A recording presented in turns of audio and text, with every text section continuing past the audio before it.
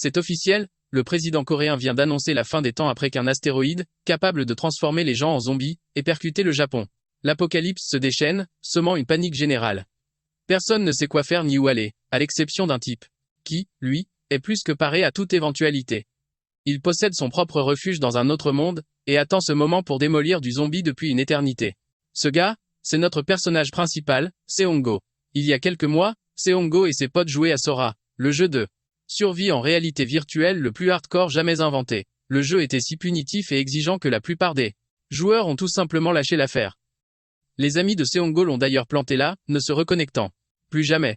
Il s'est donc retrouvé seul à jouer et à streamer ses parties, affrontant des créatures en tout genre jusqu'à devenir le meilleur. Un jour, lassé de sa vie, notre héros a retiré son casque et a supprimé toutes ses diffusions publiques. Seongo s'est alors concentré sur sa vie de chef cuisinier, sympathisant même avec une jolie cliente régulière. Un jour, sur un coup de tête, il décide d'invoquer sa fenêtre de statut dans le monde réel et reste bouche bée en découvrant un véritable écran bleu flottant juste sous et son nez. L'interface affiche ses statistiques, identiques à celles de son personnage en jeu, à une seule différence près. Il possède une nouvelle compétence nommée portail privé. Pour la tester, Seongo matérialise une porte de téléportation à taille humaine. Son esprit a du mal à saisir toutes les implications de cette découverte. Car si le jeu devient réel, alors l'astéroïde qui a déclenché l'apocalypse arrive pour de vrai. Seongo se rue sur le web et cherche frénétiquement des informations, tombant sur un article qui confirme la chute imminente de l'astéroïde. Il refuse de croire que les événements du jeu sont en train de se produire dans la réalité. Notre gars fixe le portail devant lui. D'un côté, il a la confirmation de l'astéroïde, et de l'autre, cette porte qui prouve que quelque chose d'anormal se trame. Hésitant, il se demande s'il devrait vraiment oser franchir le pas. Sans pouvoir, sans copine, sans projet ni argent, il envisage sérieusement de mettre un pied de l'autre côté. Finalement, après réflexion, il attrape la louche la plus proche. Il l'insère prudemment dans le portail pour tâter le terrain. En la retirant, il découvre de la terre et réalise que le portail ne mène pas à un des donjons du jeu.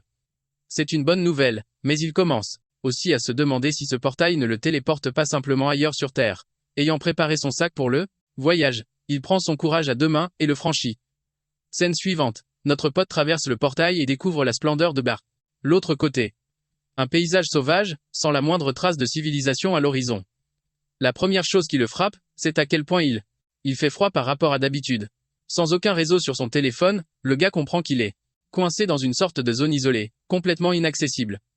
Pour faire simple, notre ami est dans une sacrée panade s'il reste bloqué ici. Dégainant un marqueur, il dessine un 0 sur un tronc d'arbre. C'est en fait une technique plutôt maligne de sa part pour s'assurer de ne pas se perdre durant son exploration. Il se met alors à marcher, encore et encore, jusqu'à l'épuisement. La forêt semble s'étendre à l'infini. Et juste au moment où le type espérait un peu d'action, une créature l'observe de très près. Instantanément, cette chose a surgi tel un prédateur, faisant bondir le cœur de notre héros. Par chance, il ne s'agissait que d'un majestueux cerf de la vallée, et non une créature assoiffée de sang.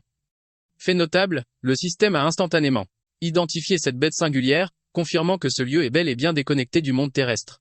Créature l'a dévisagé un instant avant de s'éclipser sans un bruit. Bon, on ne s'attendait pas à ce qu'elle engage la conversation, mais vous comprenez l'idée. Même notre protagoniste trouve étrange que cette bête se soit carapatée si vite. Le point positif, c'est que le cerf n'était pas hostile. Toutefois, les choses pourraient sérieusement se gâter s'il tombait sur des singes ou des sangliers enragés.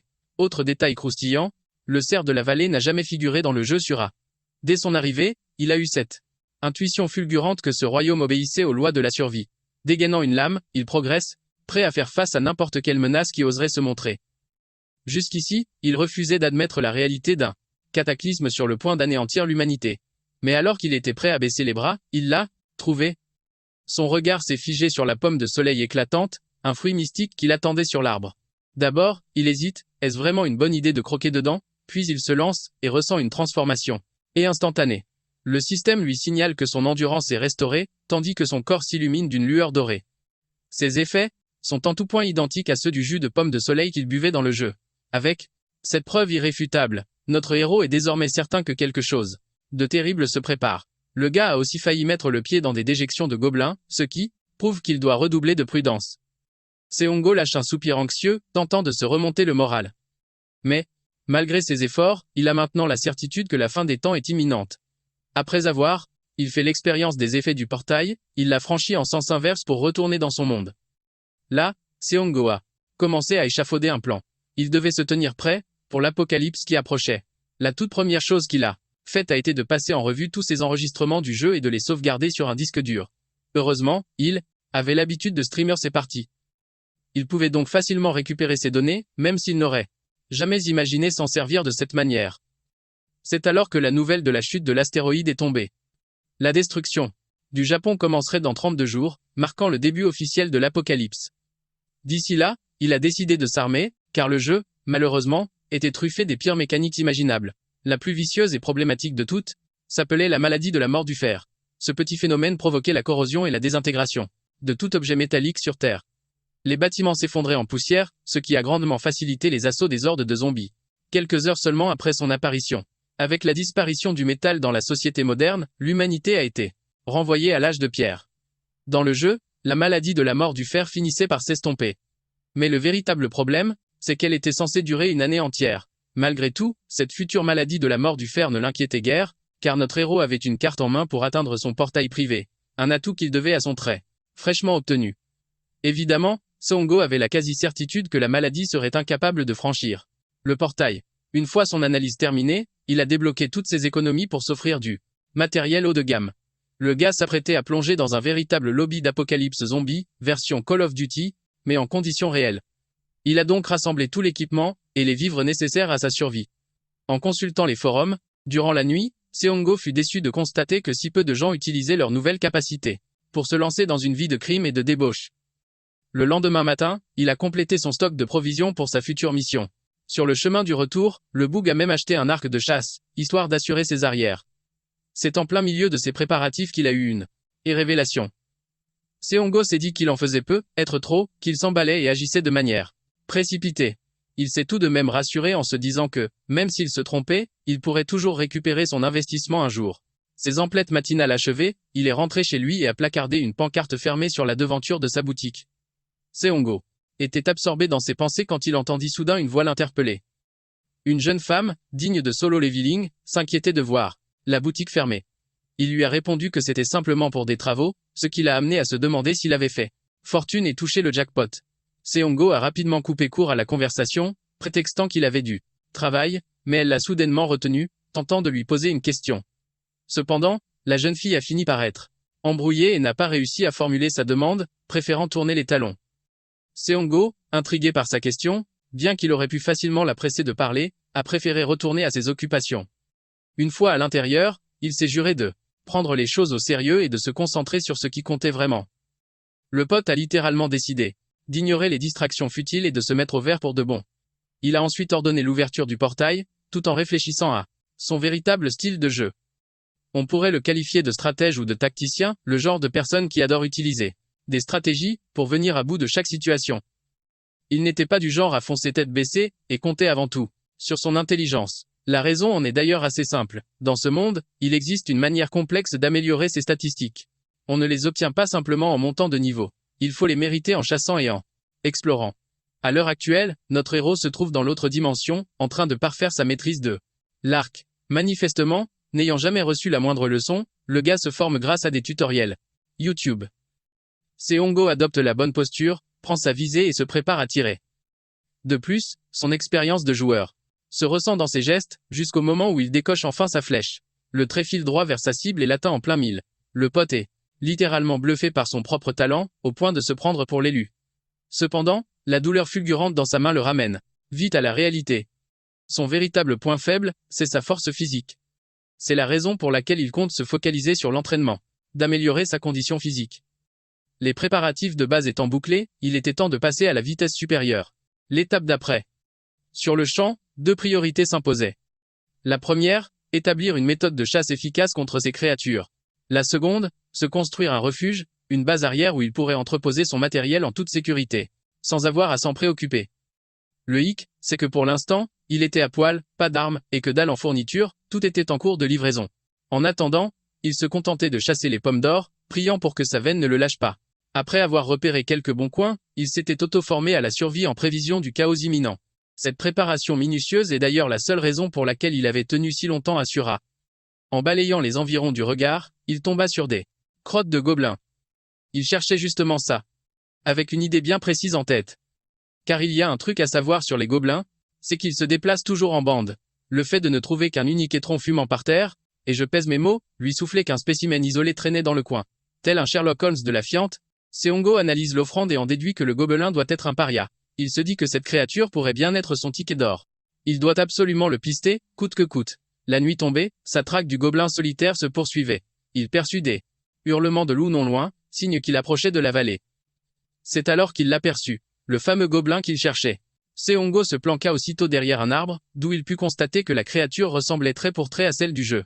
En principe, les gobelins sont considérés comme les monstres les plus faibles. Leurs seules armes sont des lances primitives et des fléchettes empoisonnées. Ils ont la sale réputation de prendre un malin plaisir à mutiler et à faire souffrir leurs victimes.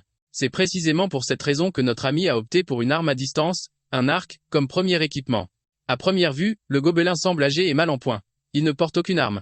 Ni une ni deux, Seongo dégaine son arc. Il sait que s'il garde son sang-froid, il peut en finir avec cette créature. Au moment où il décoche, la flèche filée se plante dans le bras du gobelin, le transperçant de part en part. Seongo visait la tête, mais il se satisfait de ce premier coup au but. Profitant de cet avantage, il tente d'armer un second tir. Mais le gobelin lui jette une pierre avec une telle force que son arc est projeté loin de ses mains. Seongo comprend alors qu'il fait face à un gobelin, aguerri et vétéran. Les deux adversaires préparent alors leurs lames pour le corps à corps. Le combat final entre S-Jin et Bairo peut commencer. Oh merde, attendez. C'est pas la bonne histoire, ça. Bref. Seongo fonce, son couteau en avant, et tente de lacérer le flanc du gobelin. Mais la créature, pleine d'expérience, esquive et frappe violemment la rotule de notre héros. Le combat bascule au sol, où Seongo réussit à plaquer le gobelin, le retournant sur le dos. Dans cette position, il a clairement l'avantage. Seongo empoigne sa lame et l'enfonce de toutes ses forces dans le torse de la créature, qui pousse un cri d'agonie. Finalement, la lueur dans ses yeux s'éteint. Sa première élimination est un succès, et Seongo gagne des points d'expérience grâce à ça. Il a du mal à réaliser ce qu'il vient d'accomplir. En inspectant les alentours, il repère de la poudre de guacam et de l'huile végétale juste à côté. Dans le jeu, le mélange de ces deux ingrédients permet de créer une pommade. Mais avant tout, il devait se dépêcher de creuser. Il serait bien trop risqué de laisser ce corps. Laisser pourrir le gobelin dehors est risqué, car le groupe pourrait le trouver et remonter jusqu'à ses congénères.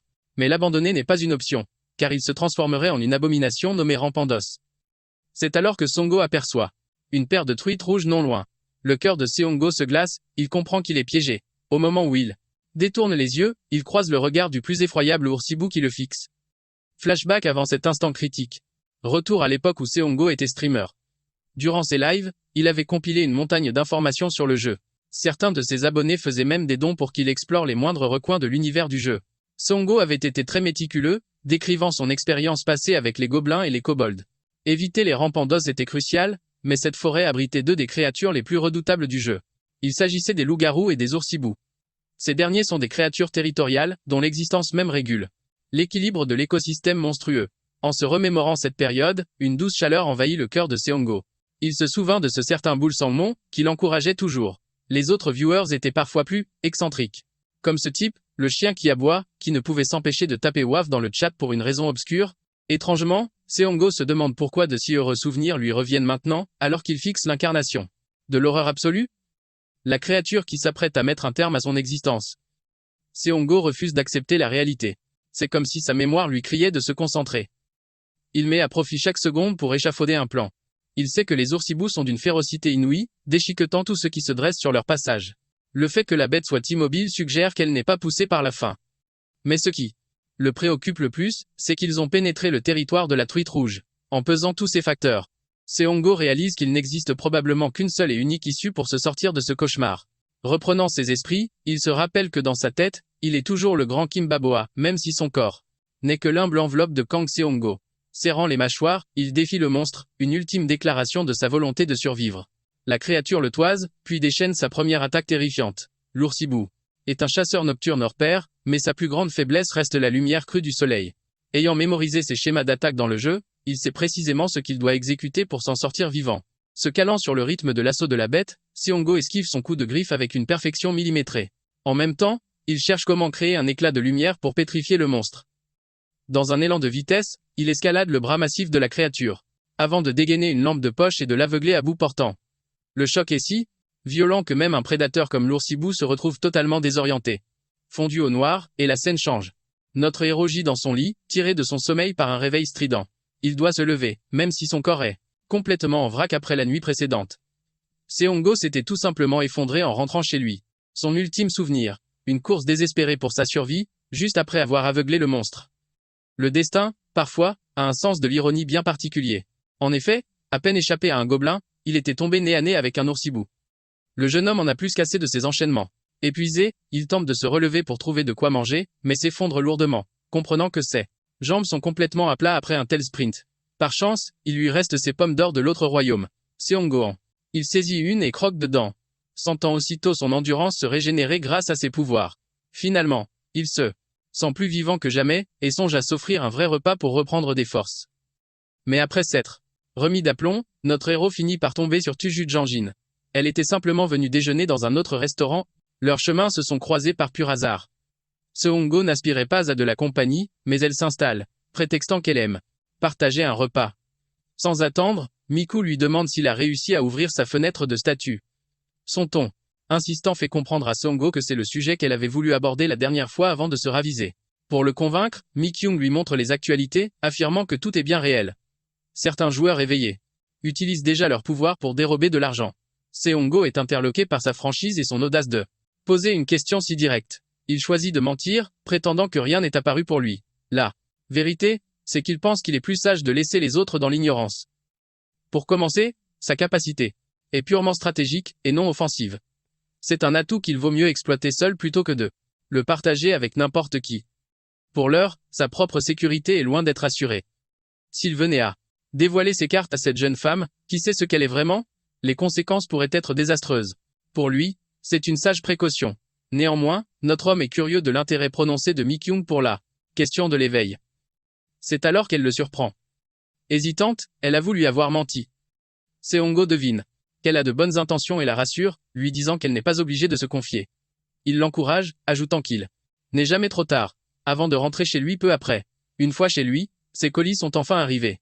Les articles qu'il avait commandés étaient là, le soulageant du souci des provisions. Il a entreposé le plus gros de ses affaires sur le toit, ne gardant que l'essentiel au deuxième étage. Durant ses préparatifs, il a rassemblé tout un arsenal d'équipements pour la mission du jour, notamment des masques à gaz et des combinaisons de protection. Pour sa prochaine incursion, notre garçon a un objectif précis, dénicher un endroit adéquat pour en faire une base secrète. Il lui est impératif d'établir un refuge, d'où l'utilité de la hache. En franchissant le portail, Seongo tient déjà une première piste dans sa quête de planques. Il avait découvert par hasard une caverne de gobelins alors qu'il traquait l'un d'eux. Se remémorant l'emplacement, il retourne sur les lieux et la retrouve sans peine. C'est un refuge idéal, un endroit parfait pour mettre ses plans à exécution. Toutefois, il doit d'abord identifier le type de créatures qui y ont élu domicile. Seongo inspecte donc les alentours et découvre de minuscules empreintes de kobolds menant à l'intérieur. En réalité, c'est une trouvaille qui se fête, car ces créatures ne posent généralement aucun souci. Seongo était arrivé préparé, avec une stratégie pour s'occuper de tous les monstres de bas étage pour commencer. Il n'y avait donc aucune raison de s'inquiéter. La particularité des kobolds, c'est qu'il s'agit de créatures nocturnes. À cette heure, ils sont plongés dans un profond sommeil. Le plan de notre héros est donc de les enfumer dans leur propre tanière. Pour commencer, il rassemble une bonne quantité de bois sec en taillant quelques branches. Puis, il dispose soigneusement son butin juste à l'entrée de la grotte. La manœuvre suivante consiste à arroser le tout généreusement d'essence. Seongo était convaincu qu'il allait boucler cette mission sans le moindre accroc, puisqu'il ne lui restait plus qu'à mettre le feu aux poudres. Mais c'est alors qu'il perçut, à sa grande surprise, du bruit provenant de l'intérieur. Tirés de leur sommeil, ils ont surgi et ont immédiatement posé les yeux sur ce qu'ils considéraient comme leur prochain repas. Seongo leur adressa un salut ironique avant de dégainer sa hache et de foncer dans le tas. D'un seul geste fluide, il faucha les deux créatures à la gorge, les envoyant abattre sur le champ. S'ils sont tombés si facilement, c'est uniquement à cause de leur état de somnolence. Grâce à ces neutralisations successives, le système lui octroya une montée de niveau ainsi que 4 points de statut.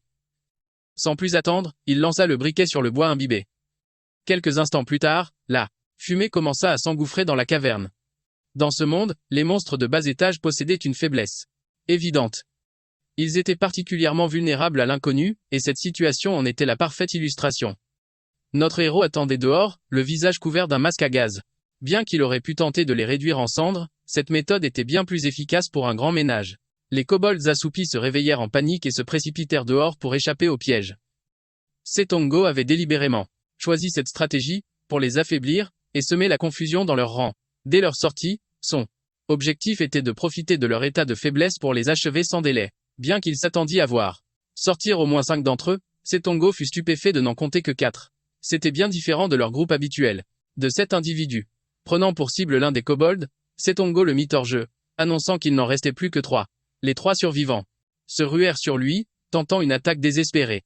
Mais notre héros les attendait de pied ferme, sa hache prête. Ce gars enchaînait les frappes circulaires avec son arme, les fauchant un par un.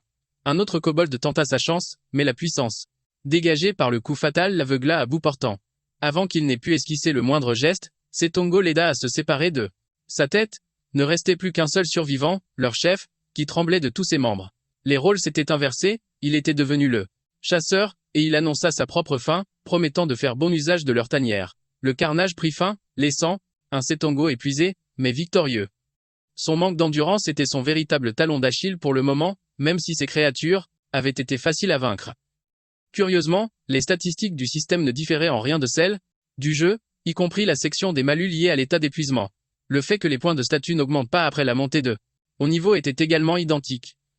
Cependant, gagner des niveaux finirait par lui débloquer des articles dans la boutique.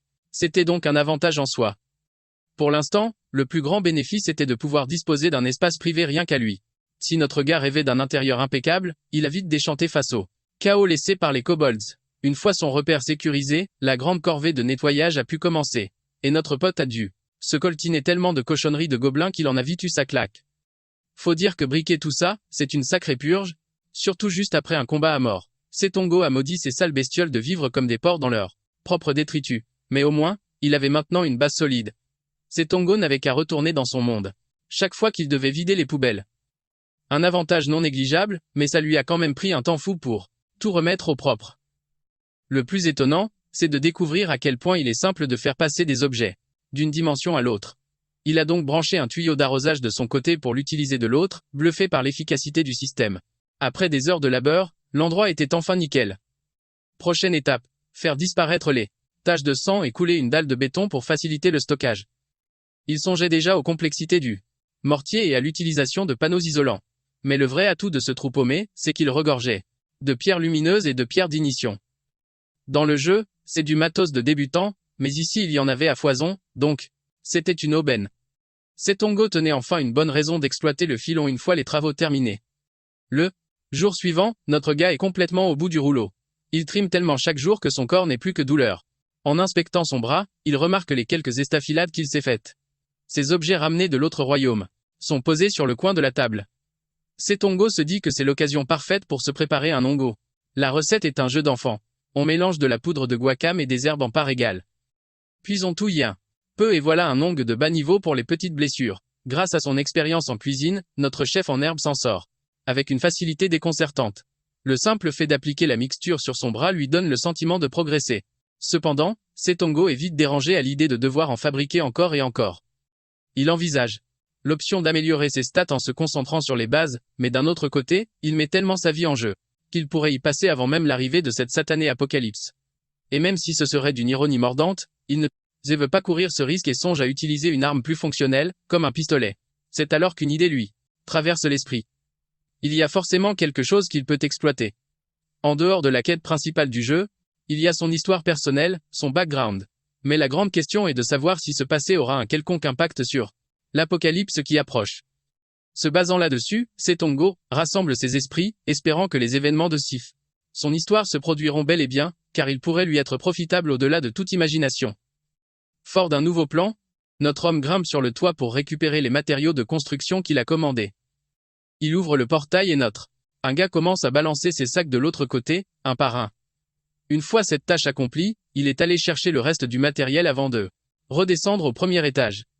Là, alors qu'il s'apprêtait à déplacer une pile de cartons, c'est à ce moment précis que la jeune femme refait donc surface. Seongo commence à se demander si elle ne devient pas un peu trop familière à son goût. Notre gaillard lui dit les choses franchement, ce qui la met visiblement dans l'embarras. Il la rassure en prétextant être débordé par des travaux. Elle semble gober son histoire. Ce qui la chiffonne vraiment, c'est son absence pour sa coupe de cheveux habituelle. Un rendez-vous qu'il n'a jamais manqué tous les 3 mois. Seongo s'en souvient, et réalise qu'une nouvelle coupe est effectivement indispensable pour la mission d'exploration qui l'attend. Il plaque donc tout et se rend à son salon.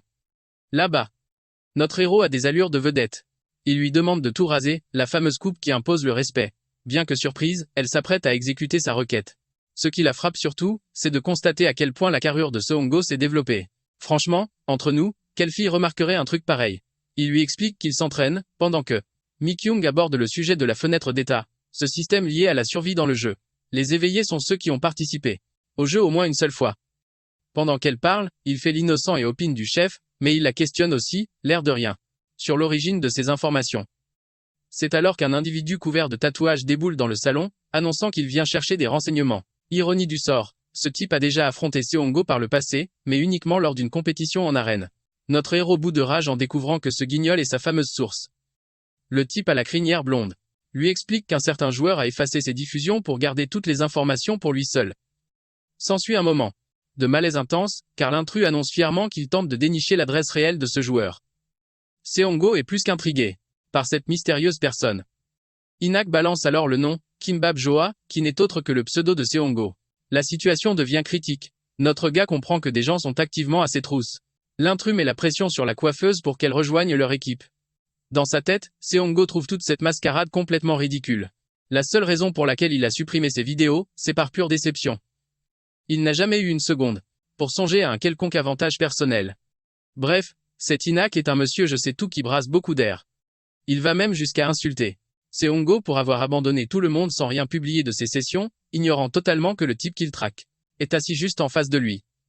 Seo-Hongo se demande si toute la communauté réagit de la même manière. Cela le pousse à s'interroger. Devrait-il vraiment changer de stratégie et commencer à partager ses informations? C'est alors que notre héros se lève. Il se dresse pour affronter Inak, lui reprochant d'avoir gâché sa coupe de cheveux en plein milieu de la séance. Inak tente de jouer les caïds, mais Seo-Hongo le toise avec un regard glacial, lui ordonnant de déguerpir sur le champ, s'il ne veut pas subir une nouvelle humiliation. Intimidé, le petit malfrat quitte le salon, tandis que la jeune femme lui lance un au revoir. Mi-kyung est visiblement soulagé. La voyant encore secouée, notre héros lui demande son numéro. Uniquement parce que il est persuadé que ce bouffon pourrait réellement représenter une menace pour elle. De retour chez lui, notre gars a l'allure d'un mannequin. Sa première action est de se pencher sur son propre pseudonyme et de lancer une recherche d'informations sur le forum. Ce qu'il y découvre est alarmant. Le forum entier est un déferlement de haine et d'injures à son encontre, qui déferlait sur lui. Il subit une haine incessante jusqu'à ce qu'il finisse par dénicher le pseudonyme d'Inok. Ce clown avait osé utiliser un simple surnom, alors que son profil était entièrement public et vérifié sur le site. Sa page entière se retrouva inondée de commentaires virulents à l'encontre de notre protagoniste, un détracteur dans l'âme, le corps et l'esprit. Seo-Hongo éteignit son ordinateur, conscient que c'était la seule réaction sensée. Il n'était pas atteint moralement, simplement déçu. Mais, soudain, son esprit fut envahi par une étrange quiétude alors qu'il invoquait le portail. Il consacra les 2 jours suivants à perfectionner son refuge, se dédiant au minage et à la construction. La pioche fut sa meilleure alliée, puis il prépara le mortier avec de l'eau, le lissant méticuleusement jour après jour. Une fois son œuvre achevée, il sortit, attendant que le ciment prenne, le regard fixé sur la lune solitaire. C'est alors que Seo-Hongo réalisa qu'il se devait de répondre à une telle injustice, à un tel degré de cruauté. Il n'a rien d'un héros et ne poursuit aucune quête grandiose. Son unique but est la survie pure et simple. C'est la seule chose qui compte, tant qu'il l'emporte. Sa résolution prise, il pivota sur lui-même et se figea de terreur. Un rôdeur d'os s'avançait vers lui dans un cliquetis sinistre. Seo-Hongo était déjà à bout de nerfs. Il venait de trouver une cible parfaite pour déverser sa rage. Une violente explosion s'ensuivit, engloutissant tout dans un déluge de flammes. Lorsque notre protagoniste reprit connaissance, il était couvert d'égratignures. Il ne se souvenait pas exactement de ce qui s'était passé, seule l'image du rôdeur d'os persistait. Ce qui le tourmentait le plus, c'était de savoir comment il avait pu survivre à une explosion à bout portant. Mais une réponse existait. Juste après avoir repéré la créature, Seo-Hongo avait su que cette saleté allait se faire exploser. Il avait donc reculé par pur réflexe. Mais, l'onde de choc l'avait tout de même rattrapé. Le souffle avait été juste assez puissant pour l'assommer sans le tuer. Cependant, ce mouvement salvateur avait eu un coup. Le flanc droit de Seo-Hongo était maintenant criblé d'éclats osseux.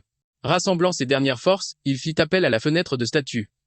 Ses statistiques système avaient drastiquement chuté, en raison de son état critique, mais l'élimination de la créature lui avait tout de même rapporté quelques points. Une migraine fulgurante commença à s'emparer de lui, menaçant de submerger sa conscience. Dépensant sa dernière once d'énergie, il ordonna l'ouverture du portail. De retour, sa toute première action fut de s'occuper de ses blessures. Il dut retirer un à un les fragments d'os de la créature. Le processus fut atrocement douloureux, chaque extraction lui arrachant un cri de douleur. Heureusement, la pommade fit des merveilles, stoppant l'hémorragie. Après avoir vérifié son état une dernière fois et s'être bandé, Seongo finit par perdre connaissance. C'était sa limite pour cette fois. Le lendemain matin, l'aube se leva. Notre survivant était de retour parmi les conscients. Il sentait qu'il pouvait y passer d'un jour à l'autre. Sa préoccupation immédiate fut de vérifier si ses blessures étaient guéries. Il afficha donc sa fenêtre de statut. Le système indiquait que tout était rentré dans l'ordre. Quel soulagement! Il se releva et se demanda comment cette foutue carcasse ambulante avait bien pu le dénicher. Pour commencer, la forêt était sérieusement immense. Il n'était donc pas si improbable que des créatures surgissent de leur repère sans crier gare. Cette pensée l'alarma profondément. De se focaliser sur l'amélioration de sa statistique de perception, ce qui décuplerait ses facultés de détection. Dans le jeu, les seules méthodes pour améliorer ses stats consistent à utiliser des points de détection, compétences, que l'on obtient bien sûr en chassant ou en explorant. Une autre alternative, pour augmenter ses caractéristiques est de s'équiper d'objets ou d'armes qui renforcent le porteur. Le seul hic, c'est que le jeu est d'une difficulté démentielle, absolument hors du commun. Même pour acquérir des objets base, il faut se mesurer à des monstres redoutables d'un niveau bien supérieur au sien. En d'autres termes, cela revient à combattre des créatures infernales pour une simple arme. Une fois les monstres vaincus, des compétences peuvent aussi être obtenues. Celles-ci sont généralement laissées par les monstres de haut niveau sous certaines conditions spécifiques, mais le problème est que toutes les compétences ne sont pas compatibles avec tous les joueurs. Alors maintenant, il se demande s'il existe un moyen sûr pour lui d'obtenir des objets qui améliorent ses stats. Il décide alors de se replonger dans le lore du jeu, les histoires de fond qu'il a déjà explorées. Celle-ci se déroule avant la chute des astéroïdes sur Terre. Cela implique qu'en visitant ces lieux, il pourrait obtenir des objets uniques avant même le début de l'apocalypse. Ce n'est cependant qu'une hypothèse, une simple théorie de jeu. Le problème pour Tongo, c'est qu'il devra aussi affronter des créatures encore plus puissantes pour y parvenir. Il consacre les heures suivantes à éplucher les informations du passé et découvre l'existence de 3 lieux clés où se sont déroulés ces événements. Le vaisseau russe, le H-Gobelin, et un troisième. L'incident de l'ORC de Manri est le plus accessible.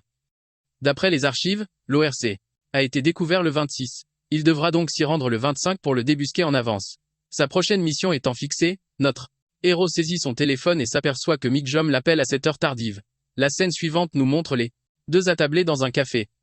Elle prend de ses nouvelles, et lui demande pourquoi il porte une chemise à manches longue en pleine canicule.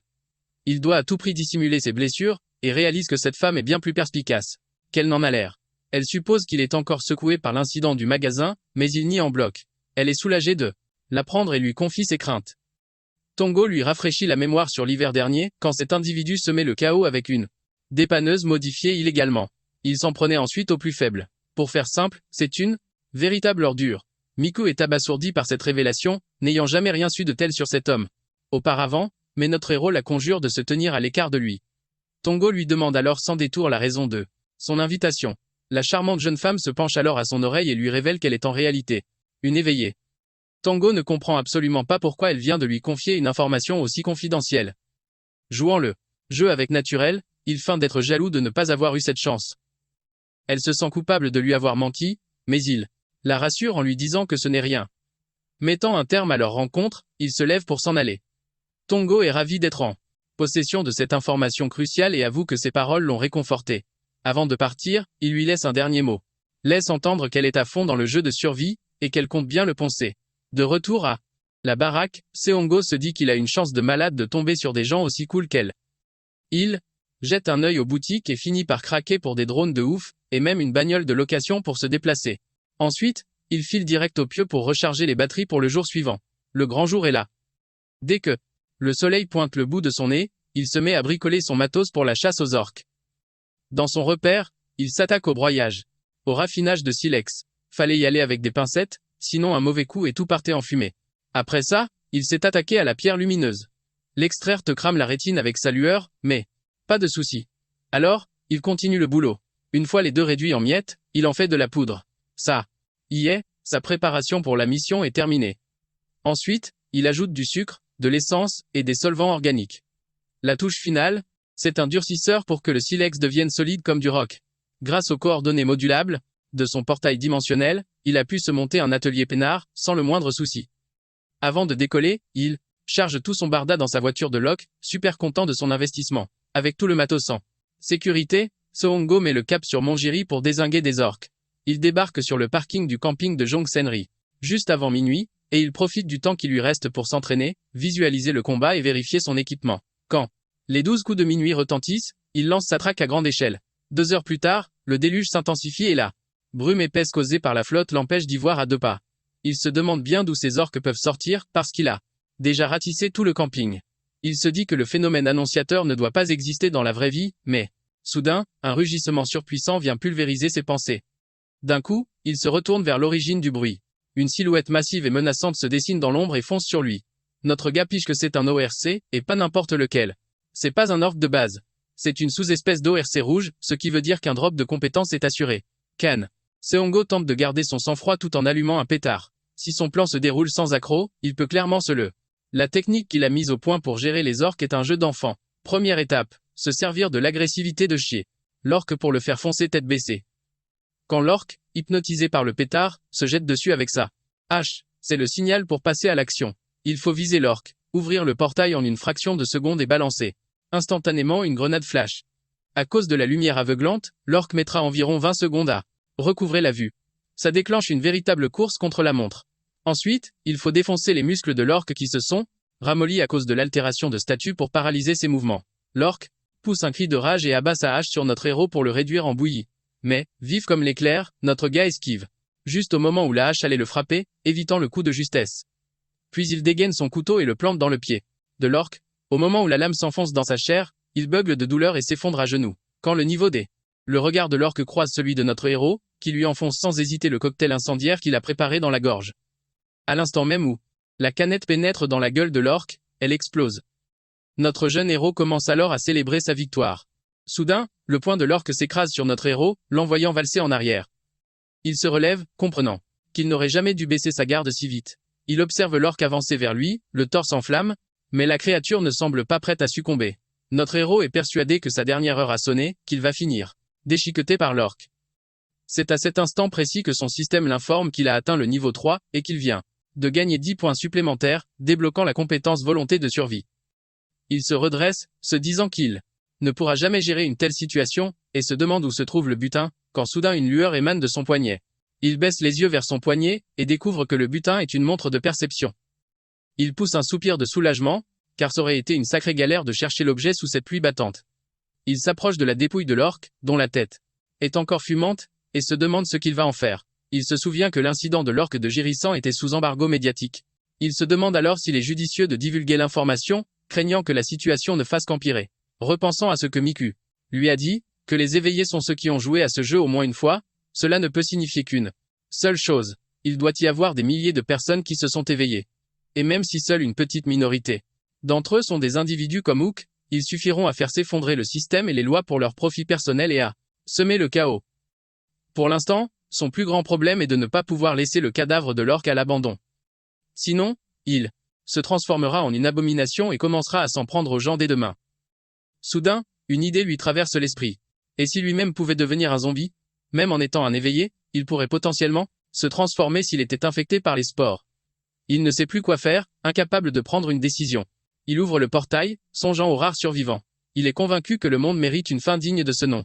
C'est pourquoi notre héros se met à creuser une tombe pour l'orque qu'il vient d'abattre. Il s'épuise rapidement et se demande comment il parviendra à y faire entrer le corps de l'orque. C'est là que sa nouvelle compétence, volonté de survie, s'active. Déclenchée par son état d'épuisement, elle lui permet d'accomplir cette tâche sur le champ. Le héros se met alors à finir le travail à une vitesse fulgurante, n'ayant d'autre choix que d'aller le plus vite possible. Puis, il jette le cadavre de l'orque dans la fosse, reconnaissant pour cette compétence providentielle. Une fois cela fait, il ouvre le portail et se retrouve projeté dans une voiture en mouvement. Il lui faut un moment pour que les séquelles se dissipent et qu'il puisse reprendre ses esprits. Le lendemain matin, il se réveille en se demandant si la météo qu'il observe est bien réelle. D'après le plan, il aurait déjà dû mettre en place une ligne de défense. Il consulte son téléphone, se demandant si les restes de l'orque rouge ont bien disparu. Il décide de ne rien entreprendre aujourd'hui. Ce n'est tout simplement pas le bon moment pour lui. Il choisit plutôt de jeter un œil aux articles qui lui ont été livrés tôt ce matin. À l'intérieur de la boîte se trouvent toutes l'arsenal dont il a besoin, bien qu'il ne puisse s'en servir que comme d'une simple massue tribale. Cependant, il constate qu'il manque plusieurs articles à l'appel. Il découvre une note expliquant que certains des objets commandés, jugés illégaux, n'ont pas pu franchir la douane. Au moment où il inspecte le matos qu'il a reçu, il entend un autre fourgon de livraison, et leur cri de tout laisser sur le pas de sa porte. On toque à l'entrée, ce qui pousse notre Aga à se demander pourquoi le livreur n'a pas suivi ses instructions. Il tente de le répéter avant d'ouvrir le portail. Ce n'était pas le livreur, mais bien Mi-kyung. Elle se tient là, expliquant que ça faisait un bail et qu'elle voulait discuter d'un truc avec lui. Elle tient un sac de nourriture et lui demande s'il veut partager un rabakiki avec elle. Plus que 24 jours avant que l'apocalypse ne frappe. Notre protagoniste n'arrive pas à croire que Mi-kyung soit enfin venu chez lui. Visiblement nerveux, il ne peut s'empêcher de rougir. Après qu'elle a servi le repas, elle lui conseille de manger avant que ça ne refroidisse, ce qu'il fait sans discuter. Ils ont vite terminé, et il lui demande de quoi elle souhaitait lui parler.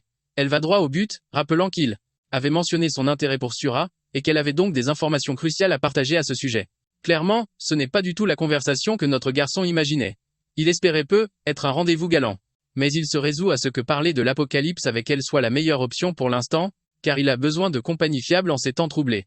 Elle se met rapidement à débarrasser la table pendant que notre héros prépare la suite. Il a sorti son ordinateur portable. Il lui a même avoué qu'il s'était éveillé, car apprendre la vérité d'une autre manière aurait été désastreux. Il commence par décrire en détail le fléau de métal mortel et le fait que se déplacer en groupe de plus de 6 personnes transforme ce groupe en une cible de choix pour les infecter. Comprendre cette mécanique est vital pour survivre, ce qui en fait la compétence la plus essentielle de toutes. L'unique but du jeu est de rester en vie. Alors qu'il s'apprête à en dire plus, elle l'interrompt. Elle mentionne que ce Kowenokadi Kimba Plové est la cible de nombreuses critiques. Alors, pourquoi ne divulgue-t-il aucune information? Notre garçon n'a pas de réponse claire à sa question, et lui suggère de deviner. Elle suppose que chacun a ses raisons et que les circonstances les justifient. Ensuite, notre héros lui avoue avoir rejeté son offre de le rejoindre, et elle se demande bien pourquoi il a fait ça. Il sort son téléphone pour lui en montrer la raison. C'est un enregistrement où l'on entend parler de s'occuper d'une fille, sous prétexte qu'elle joue les princesses. Entendre de tels propos le fait bouillir de l'intérieur. Il se tourne vers Mi-kyung, l'avertissant que l'apocalypse révélera la véritable nature des gens. Notre héros lui le conseille de ne faire confiance à personne, mais elle le surprend en lui proposant de former une équipe ensemble. Notre gars reste sans voix, incapable de formuler une réponse. L'un de ses objectifs personnels est d'atteindre le niveau 10 et de débloquer le tir avant la fin du tutoriel, ce qui soulève un dilemme. À savoir, s'il existe un système où le niveau des monstres qui réapparaissent change constamment. Si elle l'accompagnait, elle connaîtrait la plus atroce des morts. Il eut un rire nerveux, se demandant quelle serait sa réaction s'il se transformait en zombie. Elle le rassure, affirmant qu'elle s'en sortirait très bien et active sa capacité spéciale pour se téléporter près de la table à manger. Elle se vante de son pouvoir, qu'elle a baptisé clin d'œil. Elle n'aurait qu'à esquiver s'il venait à la mordre un jour. Surpris par son don, il l'avertit de ne pas l'exposer à n'importe qui, mais elle rétorque qu'elle lui fait entièrement confiance.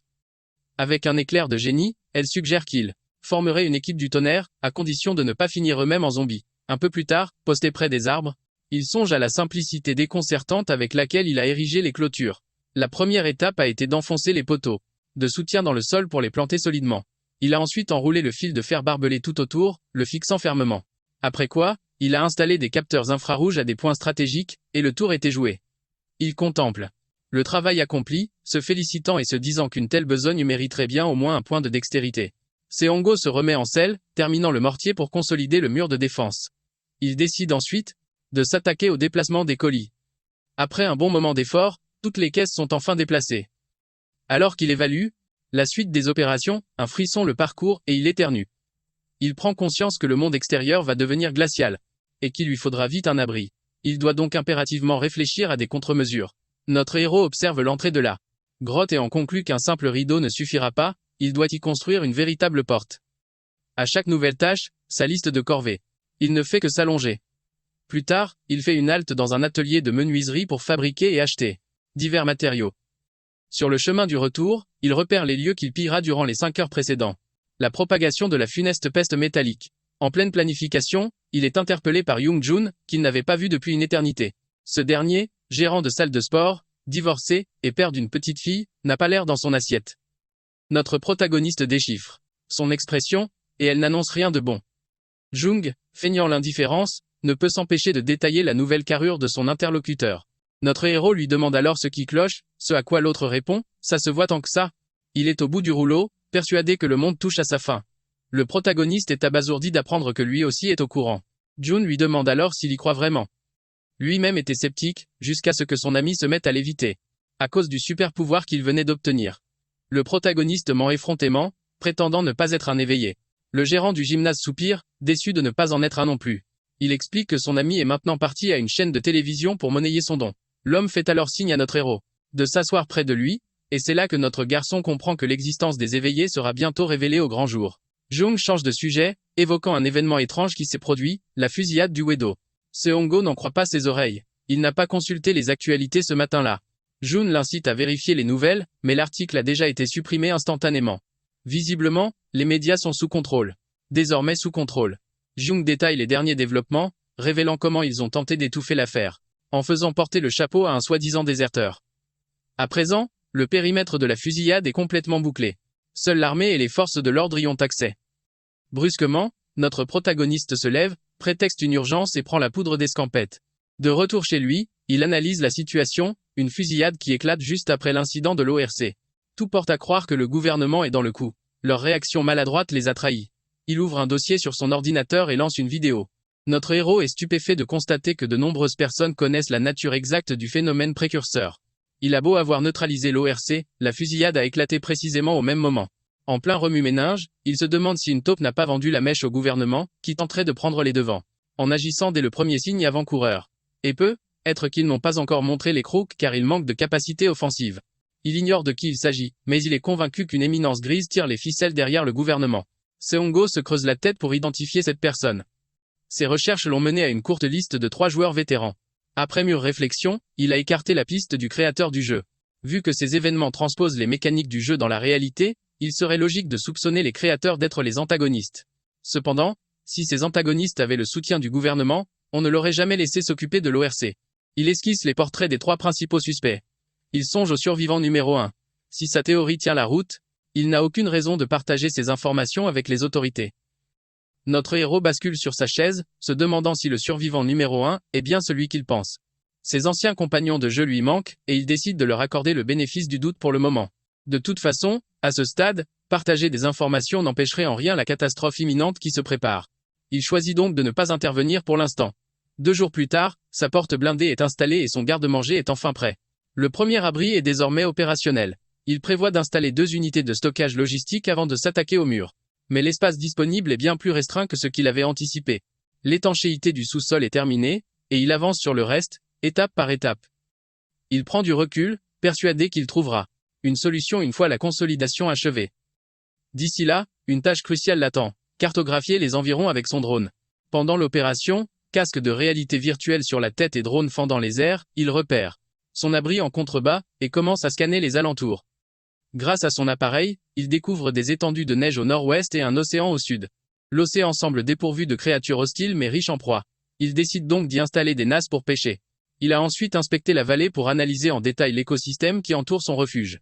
Soudain, il avise l'endroit où il avait enterré Libour, mais la carcasse s'est volatilisée. Il se demande si la grosse boule de poil l'a dévoré. Il ne tire aucune conclusion hâtive, car une multitude d'empreintes jonchent le sol. Le fait que la plupart soient des traces d'orques rend la chose encore plus louche. La présence d'orques éveille sa méfiance. Il mesure la distance entre la vallée et son abri, qui est d'environ 1,5 km. Ce qui confirme que son refuge est bien plus exposé qu'il ne l'imaginait. Conscient que les gobelins sont dans les parages, il décide de rapatrier son drone au plus vite, car il ne peut absolument pas se permettre de le perdre. Il a réussi à esquisser une carte précise et à identifier le type de faune qui peuple la forêt. La prochaine étape est claire. Il doit inspecter personnellement chacune de ces zones. En commençant par le marais le plus proche, il espère y trouver une terre cultivable. C'est alors que, soudainement, son capteur infrarouge s'affole. Il sort, le doute n'est plus permis. Des gobelins rôdent, leurs empreintes fraîches marquant le sol. Notre héros s'y attendait, ce qui transforme cette menace en une opportunité en or. Il se demande si c'est l'effet de sa statistique de perception, récemment améliorée. Le moindre bruit lui parvient avec une clarté déconcertante. Après quelques instants, il parvient à localiser les gobelins tout en restant dissimulé. L'angle pour une embuscade parfaite s'offre à lui. Il dégaine alors sa lance et frappe avec une précision mortelle, visant la tête du premier gobelin. La créature s'effondre, et notre héros est aussitôt repéré par les autres qui chargent sur lui pour l'assaillir. Mais il ne se laisse pas déborder, et se débarrasse rapidement des premiers, comme s'il s'agissait d'une simple formalité. Il en élimine 4, puis se tourne vers les 4 derniers. Notre garçon se retrouve encerclé, mais il sort un atout de sa poche, un objet qui met instantanément les gobelins à genoux. Profitant de leur vulnérabilité, notre protagoniste sort son couteau et achève le travail d'un geste rapide. Il a su exploiter l'épuisement des gobelins pour remporter une victoire si nette qu'il a lui-même du mal à y croire. Désormais, il ne reste plus que 21 jours avant l'apocalypse. Alors qu'il s'échine à creuser le sol, notre héros sent la fatigue l'envahir. Quand soudain, son trait spécial s'active et son corps retrouve toute son énergie. Il comprend alors que cette compétence est loin d'être inutile. Finalement, après un bon moment d'effort, il termine d'enterrer les dépouilles des gobelins. Il peut enfin s'intéresser au butin récupéré. Il commence par le fruit guaca, qui est une aide précieuse pour restaurer la vigueur. Il trouve aussi une grande quantité d'huile végétale, ce qui l'amène à penser qu'une culture doit se trouver non loin de là. En fouillant la poche du chef gobelin, il a la surprise de découvrir un crapaud bien vivant. L'amphibien est d'une couleur bleue éclatante, et notre héros se demande bien pourquoi transporter un crapaud vivant plutôt qu'un mort. Soudain, le crapaud se met à sécréter une substance et notre garçon comprend aussitôt, il s'agit du poison paralysant qu'utilisent les gobelins. Sur le champ, notre héros prend une décision. Il doit élever ce crapaud, quoi qu'il en coûte. Non seulement il le trouve adorable, mais en extrayant son venin, il pourra développer une résistance en se l'injectant à petite dose. De plus, avec ce poison paralysant, la chasse deviendra un jeu d'enfant. Notre héros baptise alors le crapaud Jodoc, avec la ferme intention de bien le nourrir. Le système lui envoie aussitôt une notification, le crapaud est désormais sa propriété. Il se demande s'il s'agit d'une sorte de fonctionnalité secrète implantée dans la réalité. Il se perd un instant dans ses pensées, analysant la situation sous tous les angles. Suite à cela, notre héros reprend son exploration et active la porte dimensionnelle. Grâce à elle, il effectue plusieurs allers-retours et parvient à achever sa réorganisation. Une fois cela fait, il se lance sans tarder dans l'inspection des alentours et découvre une source d'eau qu'il avait manqué par accident avec son drone. En inspectant l'eau, il constate que c'est une source tout à fait normale et qu'il n'y a absolument aucun danger. Sa surprise est totale lorsqu'il découvre une cachette à 2 pas de son refuge, et juste derrière la source, il tombe sur un avocatier et des bourgeons d'huile végétale.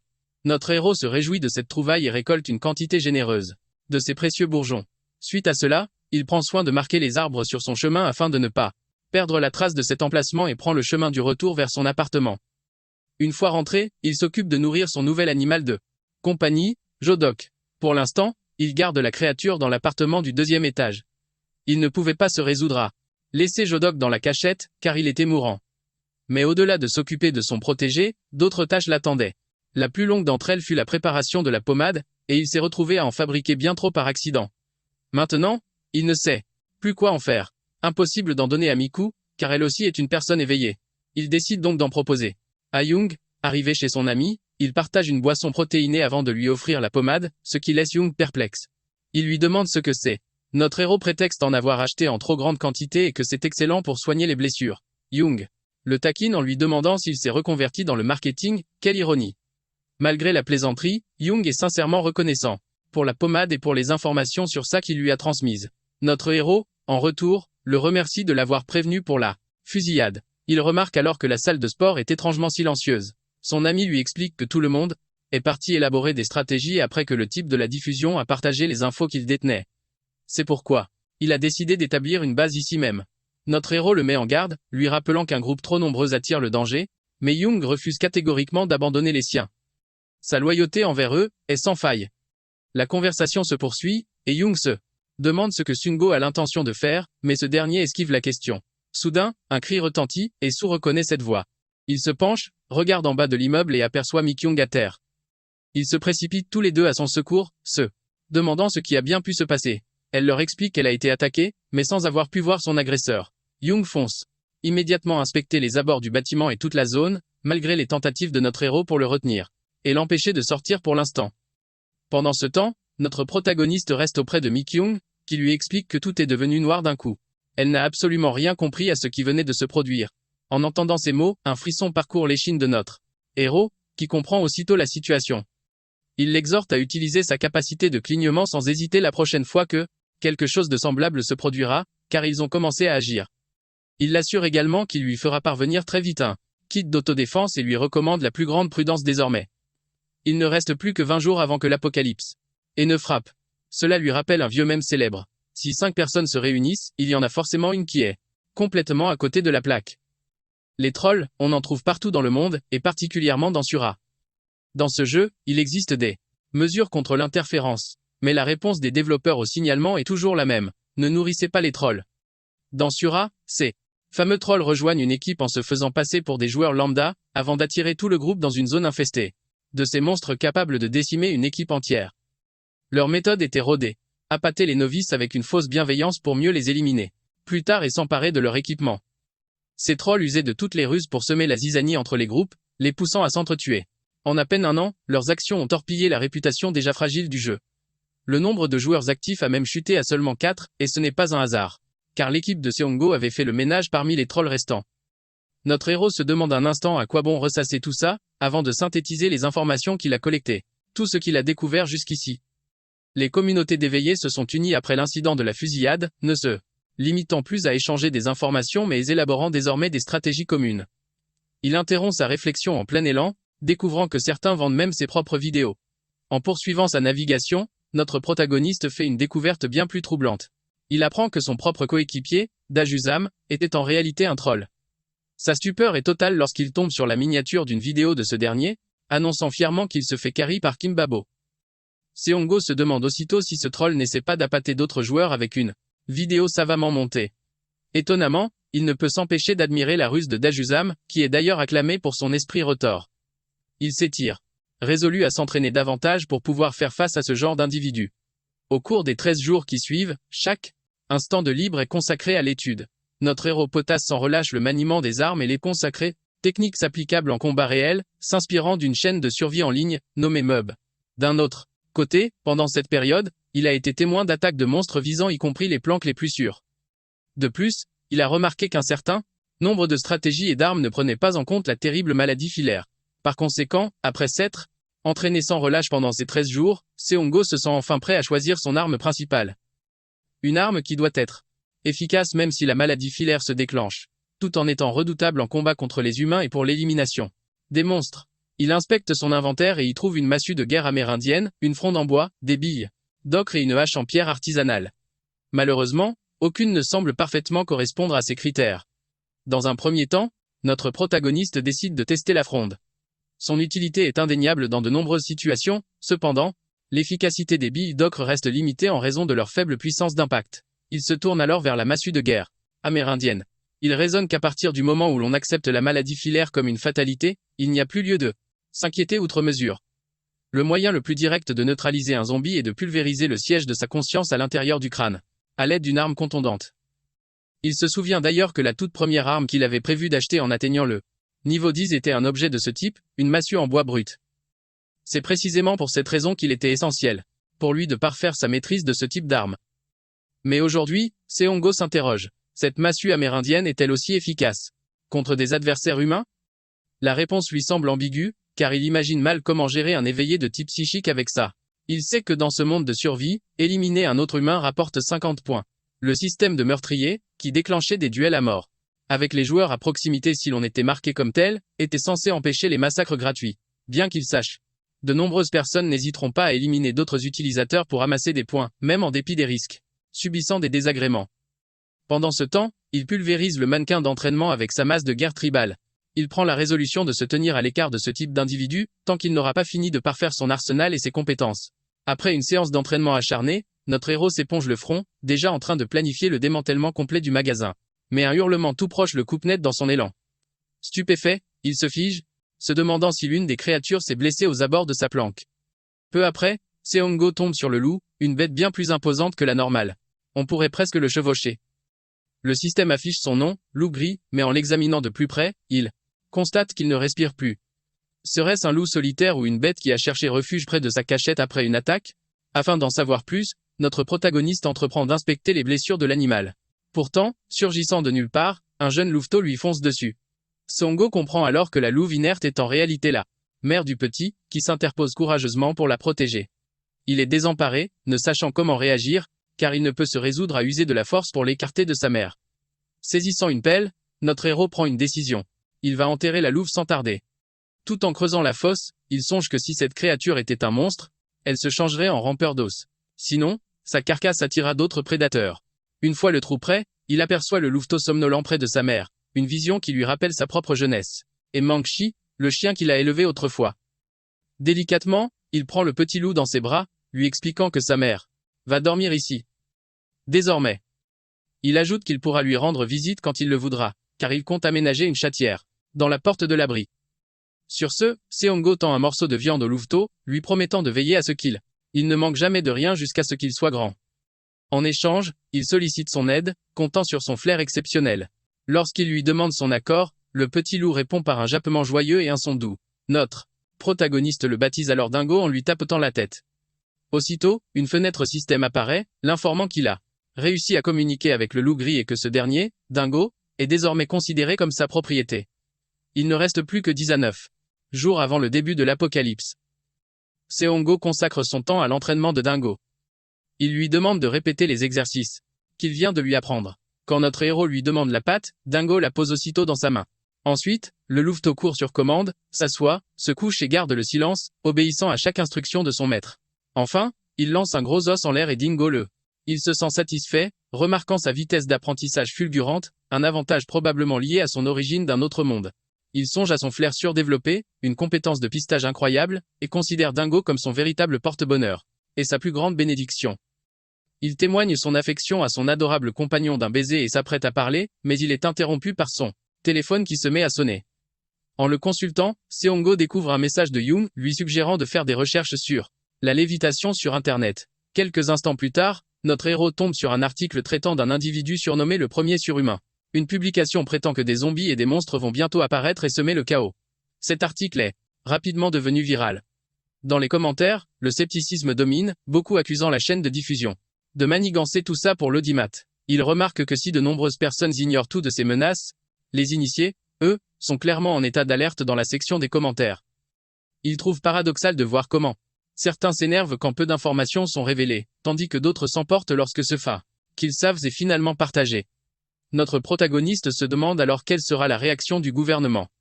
Il sait que des groupes organisent déjà des rassemblements sur ce choc et les super-pouvoirs, mais il se reprend, choisissant de ne pas se mêler de ces histoires. Bien qu'il pressente que le gouvernement n'agira qu'après le second présage, l'événement des gobelins H, Shango décide de ne plus perdre un instant. Il annonce à Dingo qu'à compter de ce jour, leur exploration commence. Au plus profond de lui, notre garçon sait qu'une préparation méticuleuse est leur seule chance de survie, et Dingo semble trépigner d'impatience. Plus tard, il pénètre dans le monde du portail, et Xango songe aux raisons qui l'ont poussé à choisir l'exploration interdimensionnelle avec Dingo. Il lui fait renifler une petite sacoche et lui ordonne de la retrouver. La première raison de ce genre d'expédition est de s'entraîner pour l'imminent événement des gobelins H, car il est crucial que Dingo mémorise parfaitement l'odeur de ces créatures. Pendant ce temps, Dingo aboie, ayant déniché la viande dans les fourrés, et notre héros est fier qu'il l'ait pisté à partir d'une simple trace olfactive. La deuxième raison est de vérifier si Dingo peut garder son sang-froid en situation de combat réel et obéir aux ordres. Il lui fait alors un signe, et le loup s'élance aussitôt. Avec une précision redoutable, Dingo débusque un lapin dans les hautes herbes, ce qui lui vaut les félicitations de son maître. La troisième. La raison de cette exploration est de s'assurer que la chasse est viable dans cet autre monde. Seongo s'approche de Dingo pour examiner sa prise, observant le lapin sans vie et remarquant ses griffes acérées et sa taille imposante. Ensuite, notre garçon et son jeune loup poursuivent leur exploration.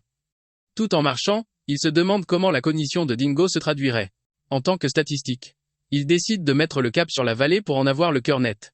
C'est alors qu'une fenêtre système apparaît, l'informant que la santé de Dingo a augmenté d'1 point. Se rappelant que sa propre statistique de santé face à un buffle était de 170, notre héros est épaté par la vitesse de progression de Dingo. Soudain, Dingo se met à tousser et notre protagoniste se hâte de lui donner de l'eau. Il rappelle à son compagnon de ne jamais s'aventurer seul dans les bois. Pendant que Dingo boit, notre garçon repère un gros poivron vert non loin et se demande si c'est ce qu'il a mangé. Le système lui révèle qu'il s'agit d'un poivron taureau. Seongo est ravi de cette trouvaille et félicite Dingo, lui promettant une montagne de friandises pour plus tard. Ils se mettent à creuser pour déterrer le poivron taureau. Enfin, ils se préparent pour leur dernière chasse de la journée. Tous deux sont assis sur des rochers, près d'un ruisseau. Cette fois, Dingo ne perçoit aucune odeur ou présence suspecte. Au fond de lui, le garçon songe que ces truites rouges, loin d'être des monstres, ne rapportent ni point d'expérience ni butin. Néanmoins, il juge crucial que le jeune Dingo gagne en expérience, une ressource inestimable.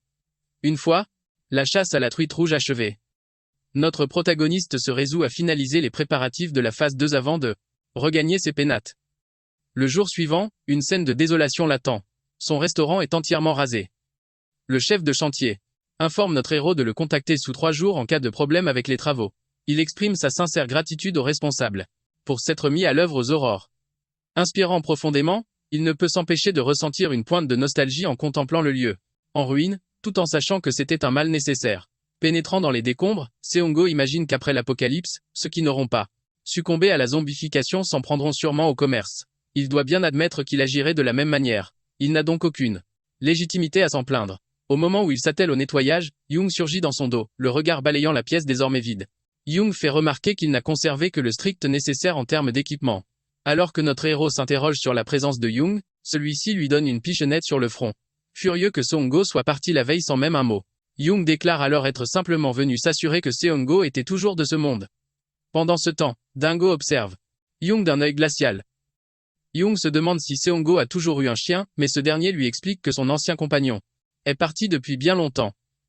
Il s'agit de mon nouveau compagnon, ajoute-t-il, ce à quoi Young répond en trouvant le loup adorable. Seongo lui demande à nouveau la raison de sa venue, et Young insiste, affirmant être seulement passé prendre de ses nouvelles. Notre héros n'en croit pas un mot. Young finit donc par avouer une autre raison de sa visite. Il admet son inquiétude, mais surtout, il révèle avoir identifié les responsables de l'agression de Mi-kyung. À cet instant, il ne reste plus que 10 à 7 jours avant le déferlement de l'apocalypse. Attablé avec Young, Seongo apprend que le groupe mené par Kim Cheol-jun, cet homme, reconnaissable à son éternel chapeau, avait en réalité Mi-kyung dans son viseur. Young précise également que le type de la dépanneuse, que notre héros ne porte pas dans son cœur, fait aussi partie de leur bande. Il désigne alors les montagnes au loin, et demande si la zone au pied de la montagne est bien celle où le projet de réaménagement a été stoppé, ajoutant que leur planque se trouve précisément là. Notre protagoniste, perplexe, se demande comment Young a bien pu découvrir tout ça. Ce dernier explique que les pièces du puzzle se sont simplement emboîtées. Il raconte que Jin Seong, un individu plutôt fuyant, est récemment apparu dans une émission de divertissement et que Young l'avait confronté directement. Jin Seong a alors révélé avoir côtoyé le groupe de Kim Cheol-jin par le passé, mais que ses membres étaient tous détestables. C'est pourquoi Jin Seong a refusé de se joindre à eux, rebuté par leur personnalité toxique. Suite à ce qui est arrivé à Mi-kyung, toutes les 20 femmes du groupe ont commencé à déserter. Interrogées sur les raisons de leur départ, elles se sont contentées de dire qu'elles avaient reçu des propositions d'autres groupes d'éveillés. Young demande alors l'avis de Seongo, et notre héros répond qu'à la différence de Mi-kyung, les autres femmes ont probablement été contraintes ou piégées pour les rejoindre. C'est alors que Young révèle soudain que leur propre groupe n'est désormais plus composé que de 4 membres, lui y compris, une révélation qui laisse Seongo sans voix. Notre gars se rappelle qu'ils étaient 20 membres il y a à peine quelques jours. Young, lui, reste évasif. Mais il pige bien que leur clan est réduit à seulement 2 éveillés. Shango a du mal à encaisser, se souvenant de tout ce qu'ils avaient fait pour eux. Rendu des services à ces mecs qui ont quand même décidé de se faire la malle. Pourtant, Young reste de marbre, expliquant à notre protagoniste que c'est la loi de la jungle, tout simplement. Ces types ne pensaient qu'à leur propre peau. Pire encore, Young avoue qu'il se fait du souci pour la petite J, craignant qu'elle ne recontacte son ex-femme. Notre héros reste impassible, sachant très bien que leurs histoires sont complètement différentes et il veut vérifier si son intuition est la bonne. Il a besoin de poser à Young la question qui lui brûle les lèvres. Notre protagoniste se demande ce qui se passerait si l'apocalypse tournait vraiment au vinaigre et que des gens se mettaient à menacer Young, que ferait-il? Mais avant même qu'il finisse sa phrase, Young le coupe, cache. Il n'hésiterait pas une seconde à les buter. Young précise qu'il a pour principe de ne pas faire de mal aux autres, mais dans une situation de chaos sans foi ni loi, il n'y aurait pas d'autre option. Il est convaincu qu'à une telle époque, il n'y a pas de place pour les mauvaises graines. Puis, curieux, il lui demande pourquoi il pose une question pareille, soulignant que ça ne lui ressemble pas du tout. Notre gars esquive la question, et c'est à ce moment précis qu'un appel au secours retentit. Le cri strident s'échappe du portable de notre héros. Young se demande si c'est un gamin paumé, mais Seongo jette un œil à la carte et demande à Young de veiller sur Dingo le temps qu'il revienne. Ailleurs, Mi-kyung se retrouve encerclée par une bande de sales types, et c'est bien elle qui a envoyé le signal de détresse. Le tortionnaire du coin, Onok, se fout de la gueule de Mi-kyung en lui demandant d'arrêter son cinéma et de descendre de là. Pour toute réponse, Mi-kyung reste plantée au bord du toit, hurlant qu'elle a déjà dit non mais qu'ils n'ont pas arrêté de la traquer. Elle exige de savoir pourquoi ils lui font ça. Onok la presse de bien réfléchir. Mais Kim Seol et Majomin s'avancent, insistant pour régler ça à leur façon et lui rappelant que comme ils sont dans une zone désaffectée, personne ne viendra jamais secourir Mi-kyung. Kim Seol lui balance de ne pas gâcher sa salive et lui rappelle qu'ils ont tous des pouvoirs spéciaux. Et là, le compte à rebours commence. Pendant ce temps, notre héros, planqué dans l'ombre d'une ruelle, prépare son arsenal. À 2, il balance un projectile sur Kim Seol. Et à 3, Kim Seol se le prend en pleine poire. Toute la bande est sous le choc, cherchant à comprendre d'où vient l'attaque. Soudain, notre protagoniste débarque, le visage masqué par un casque, et fonce. Frapper le premier venu, hésitant à révéler qui il est vraiment. Armé de sa massue de guerre, Seong-go fracasse le premier type avec une force brute, puis enchaîne direct sur un autre membre. Ce dernier dégage une aura sombre, ce qui fait tiquer notre héros qui devine un pouvoir de brouillage de vision. Mais il réussit à le cogner malgré tout. Le souffle court. Notre héros croise le regard de Mi-kyung qui lui hurle de faire gaffe. Il se pivote juste à temps pour voir Kim Seol foncer sur lui, battre en avant, et lui exploser son casque. Seong-go est sonné par la violence destructrice du coup. Au même instant, Kim Seol le reconnaît, mais notre gars est déjà en train d'analyser la situation, reconnaissant que le pouvoir offensif de Kim Seol est d'une puissance affolante, même à son premier stade. Seol menace de paralyser notre héros, mais les membres de son groupe se dressent pour le défendre. Prêts à tout donner, même s'ils ne sont pas des éveillés. L'un d'eux fonce sur notre héros, le corps crépitant d'électricité, tout en se moquant de lui. Seong-go est désemparé face à son adversaire qui déploie toute sa puissance, et il hésite à utiliser sa porte dimensionnelle. Au moment précis où l'assaillant va frapper, Dingo surgit et lui mord le bras. C'est alors que Young sort d'une ruelle, demandant si c'est bien raisonnable de faire ça en plein jour. Il leur conseille de déguerpir s'ils ne veulent pas de problème, menaçant d'appeler le 117 ou le 112. Face à la menace, toute la bande préfère se retirer pour le moment. L'un d'eux marmonne qu'ils ont l'air faibles, mais qu'ils font toujours les malins. Juste après, Mi-kyung arrive et prend aussitôt la tête de notre héros entre ses mains pour vérifier s'il va bien. Elle remarque que son casque est fissuré et lui propose de le porter sur son dos. En les voyant si inquiets pour lui, Seong-go repense à ses anciens compagnons du jeu. Lorsque Mi-kyung lui suggère d'aller à l'hôpital, notre protagoniste refuse, insistant sur le fait que tout va bien. Il demande ensuite à Young s'ils peuvent accueillir Mi-kyung dans leur groupe. Young répond que ça ne pose aucun problème, du moment que Mi-kyung est d'accord, et elle accepte avec joie. Sur ce, notre héros s'éclipse en disant qu'il a des choses à faire, tandis que Young et Mi-kyung se demandent pourquoi il a une réaction si étrange. Une fois rentré chez lui, notre héros se concentre pour maîtriser ses émotions et planifier la seconde phase de ses préparatifs. Son départ précipité était nécessaire. Voir Young et Mi-kyung ensemble lui a confirmé qu'il pouvait leur faire confiance et leur révéler le secret de ses capacités. Mais sa décision était déjà prise. Pour tirer le meilleur parti de sa porte dimensionnelle, notre héros doit monter en niveau rapidement et se concentrer sur l'acquisition de compétences et le farm. L'idée de les écraser grâce à la puissance des objets résonne encore plus fortement en lui depuis son combat contre le gang de la montagne. Il réalise que s'il se prépare pour l'apocalypse comme prévu, il y vive Zima aura un écart de 3 niveaux ou plus, ce qui renforcera les monstres réapparaissant près de lui, et rendra la coopération avec ses deux amis plus difficile. Il continue donc de travailler jusqu'à terminer l'installation d'un poêle à bois dans sa planque, sachant que ça l'aidera à bien dormir la nuit. Dingo semble apprécier. Lui aussi, dormant profondément à côté du poêle. Désormais, notre protagoniste n'a plus que quelques éléments à installer avant leur arrivée, et la configuration de base de sa planque sera alors presque terminée. Déterminé, il décide de passer une nuit blanche. Suite à ça, il ne reste que 6 jours avant l'apocalypse. Un présentateur du journal télévisé informe les téléspectateurs au sujet de l'astéroïde repéré plus tôt. D'après le rapport, la HSA a annoncé que Yunjabi est entré au cœur du système solaire.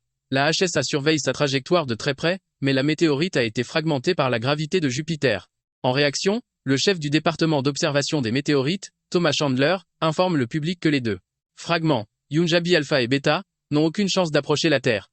Cependant, Seong-go, lui, se souvient bien que, au jour J-5, soit 5 jours avant l'apocalypse, Yunjabi bêta fut le premier à chuter. Son point d'impact se situait non loin d'un navire russe en plein océan, et le tsunami qui s'ensuivit projeta le bâtiment à terre, dans le port de Ganchon. C'est de cette manière que les morts-vivants firent leur première apparition en Corée. Le présentateur des nouvelles enchaîna sur le compte-rendu de l'incident de la fusillade. Le président Jangaka, reclus dans sa résidence depuis une semaine, a poussé les leaders de l'opposition à publier un communiqué commun, confirmant leur accord pour la tenue d'une audience. D'aucuns murmurent déjà que tout ceci est lié aux rumeurs concernant les éveillés et la catastrophe imminente. Entendant cela, le jeune homme dut se rendre à l'évidence. C'était véritablement la fin du monde. Il se dit que c'était une bonne chose que les médias se penchent enfin sur le sujet, concluant qu'il serait plus ardu pour les éveillés de manigancer leurs mauvais coups désormais. Il décida ensuite de sonder la réaction de la communauté. en ligne depuis son ordinateur. En parcourant la section des commentaires, notre protagoniste vit que les gens partageaient des avis très tranchés sur la situation. Par un heureux hasard, il tomba sur un commentaire de Mon Rêve et se demanda si cet utilisateur était actif depuis le tout début. Mon Rêve était un joueur réputé pour sa bienveillance envers les novices, et le groupe de Seongo avait d'ailleurs fait équipe avec lui à quelques reprises. L'ambition de Mon Rêve était de bâtir un bunker et si notre héros n'avait pas son portail, il aurait sans doute été tenté de se joindre à son projet. Il décida de n'établir aucun contact à moins que ses amis vétérans ne rejoignent Mon Rêve, mais il marqua tout de même le commentaire en favori pour une consultation future. Une fois son ordinateur éteint, notre protagoniste brûlait d'envie de commencer la construction de son second abri. Le lendemain, Seongo se tenait devant sa planque, réalisant qu'il était donc possible de survivre à 2 nuits blanches consécutives. Bien qu'exténué, la vue de l'extérieur enfin terminée lui redonna un coup de fouet. Il était temps de s'attaquer à l'exploitation de l'électricité fournie par les panneaux solaires. Pour faire simple, plusieurs étapes de câblage étaient nécessaires pour rendre le courant compatible avec ces appareils. Heureusement, lorsque notre jeune survivant brancha son téléphone, celui-ci se mit à charger. Il leva les bras au ciel, victorieux, proclamant qu'il venait de poser les fondations de sa survie dans ce nouveau monde. Pour la première fois depuis longtemps, il sentit une agréable montée de dopamine. La veille, il avait également mis la main sur des pierres lumineuses et des pierres à feu. Et en creusant plus profondément, il avait déniché un minerai plus dur et plus tranchant que l'obsidienne, baptisé émery. Même si son utilité restait à prouver, il se dit que c'était toujours mieux que rien. Alors qu'il s'apprêtait à installer des lumières pour l'aider à dormir, il devait d'abord organiser les provisions dans le cellier. Soudain, un bruit sourd venant de la direction de Dingo attira son attention. Se ruant à l'extérieur, il découvrit Dingo faisant face à des loups à crinière, un type de monstre qu'il connaissait grâce à Sora. Il se demanda ce que ces créatures, normalement cantonnées aux hautes altitudes, faisaient ici. En observant la fureur de Dingo, notre héros eut le terrible pressentiment que ces loups étaient ceux qui avaient pris la vie de la mère de son compagnon.